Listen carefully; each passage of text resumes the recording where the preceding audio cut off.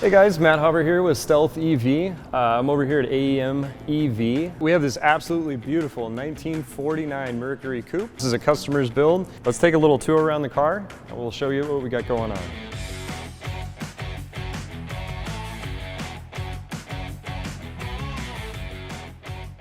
Icon kind of, I don't know if they coined it, I don't know if you could call that, but this is one of their derelict patina cars. So on the outside of the car, obviously this is original paint.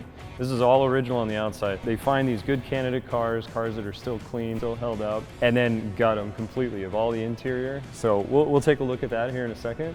But it's sitting on an Art Morrison frame, 6-piston calipers all the way around. We've got independent rear suspension. So under the skin, this thing is race car as you can get. Everything in this car really is period correct. Other than the display, we use the old existing gauges to model up graphics for that display. There's a full back seat. We have some batteries underneath this seat. We have some in the package tray. We have some in the trunk. And then we have a bunch in the front. The most exciting part of the car, obviously, is what's under the hood. These are Cascadia motion inverters. We've got two PM150s. The motor is actually not in this block. This is what's housing 7 Tesla modules. As I mentioned, the rest of them are in either below the back seat or in the trunk area. On this one, it's got a dual AMR, or Cascadia Motion now, dual AM racing motor, and that hides in the tunnel. We have no gear reduction. It's a drive shaft that goes right to the differential. We picked a 7-to-1, and really, I don't think we could have nailed it any better. Ratio came out perfect. So. Very quick 0 to 60, and it loves the highway. So it's very smooth all the way around car. Up here, obviously, because we want to talk about the air conditioning, that's what brought AEM EV in on this. So we've got the AC condenser that hides back just behind this part. Below there, we have a battery radiator fan. So air conditioning has been done in conversions. This isn't the first conversion that's ever had AC, but a standard system is usually just on-off. So you do lose some efficiency there, and you also get higher peak where it's colder for a little bit, and then it goes a little warmer, and then it goes cold, so you never have this just nonstop continuous cold air. So with this AC compressor and the VCU 200, we're able to vary the speed based on outside temperature and pressure of the system. So we're able to maintain an exact, like within a couple of degrees, all the way across the board. Why not try to tackle the battery thermal management as well? That one is, as far as I know, has never been done in an EV conversion. So we have multiple cooling paths in this car. We have a bypass cooling loop, which if all the batteries are okay and everything's running fine, it's just continuing coolant running through all the batteries to make sure all the cells are at the same temperature. If it's a little hot, then it runs through the battery radiator that we talked about under here. And then we also have that third level now where if it gets the batteries are getting too hot where the radiator can't keep up, now the AC compressor's coming in and it's going to a heat exchanger as well. For the most part, battery cooling on this car is almost identical to what a Tesla is doing. On the cold side, if we get down below 40, 50 degrees Fahrenheit, now we have a coolant loop where the cooling for the batteries is diverted through to the heating element side, and then now we can also heat the batteries as well. So we're trying to keep them right in that 70, 80 degrees all the time. And with that, that's what makes Tesla batteries last so long. This isn't going to be a garage queen. This guy does want to drive this car. He wants to get out and enjoy it.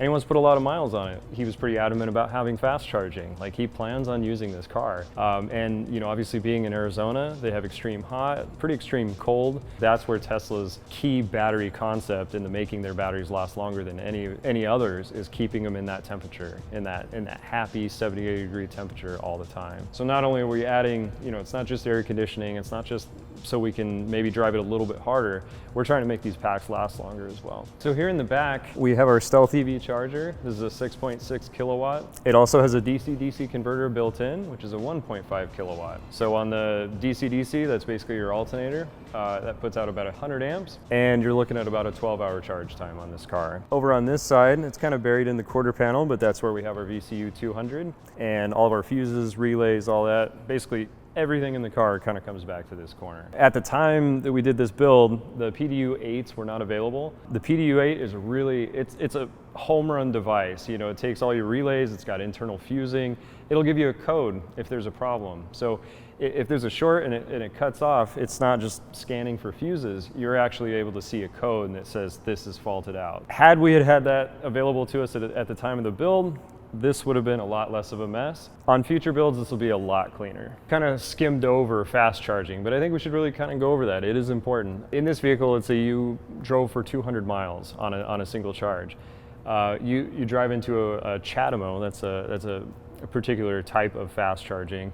You can drive into a charge station, and let's say you go and have dinner, you come back out to your car, and now you're at least 90% better on your state of charge. So you're ready to hit the road again. For at-home charging, that kind of goes back to our onboard charger that we discussed in the back. That can allow you to charge on as simple as like a 110 volt outlet. So real simple, everybody's got one of those, right? So you can plug anywhere with that one.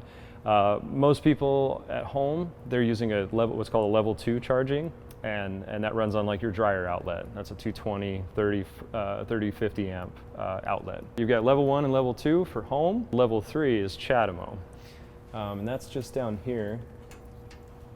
So as you pop that open, eventually I'd say, over the next couple of years, we're gonna be moving on to what's called SAE, which is another type of fast charging and standard home charging.